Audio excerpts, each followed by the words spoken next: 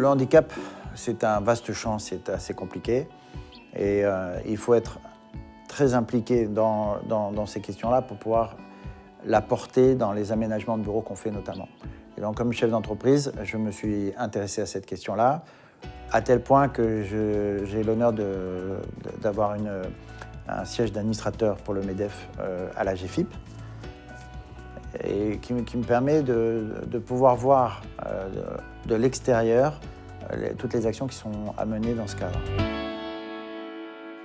La mission de la GFIP consiste à garantir l'application de la loi de 2005. Donc la loi de 2005 demande que 6% de la masse salariale des entreprises ait une reconnaissance de travailleurs handicapés.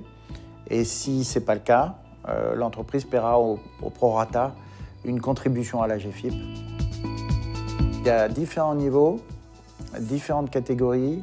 Tout ça est dans un même panier, et ce n'est pas évident de traiter l'accessibilité du handicapé. Alors quel handicapé, pourquoi, comment, quel niveau de handicap, quel type, est-ce que c'est temporaire, est-ce que c'est définitif, voilà. Toutes ces questions-là doivent être prises en compte, donc du coup ça fait une complexité extrême, c'est d'arriver à ne jamais être en rupture dans la chaîne de déplacement. Qu'est-ce que c'est que la chaîne de déplacement?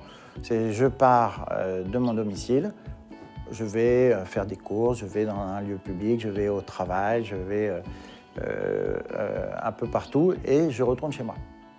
Donc, suivant le handicap qu'on a, c'est plus ou moins facile. Donc, dans cette chaîne de déplacement, il y a le volet travail. Donc, chez CDNB, nous, c'est notre spécialité, l'environnement de travail. Et le chef d'établissement doit donner à son salarié tous les outils qui lui permettent de travailler. Et de travailler, d'aller aux toilettes, de manger, etc. CDNB a pour vocation de s'occuper de l'humain. Et donc le bien-être au travail est notre préoccupation majeure. Donc on va faire des installations pour la globalité des salariés. Quand on a des salariés qui sont porteurs d'un handicap, on va se renseigner sur le handicap qui est concerné et mettre en œuvre ce qu'on sait pour lui faciliter sa vie et lui obtenir un outil de travail qui corresponde à ce dont il a besoin.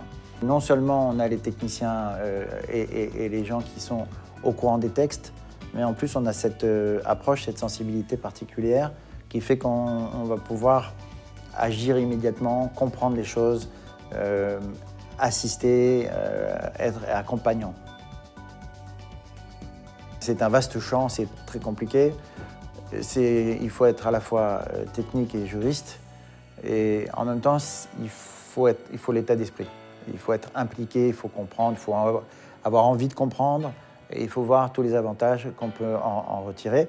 La meilleure chose à faire, et j'invite tout le monde à le faire, en particulier tous les chefs d'entreprise, c'est d'aller changer de rôle pour 1 heure ou 2, et c'est bon d'abord, c'est d'aller dans le restaurant dans le noir.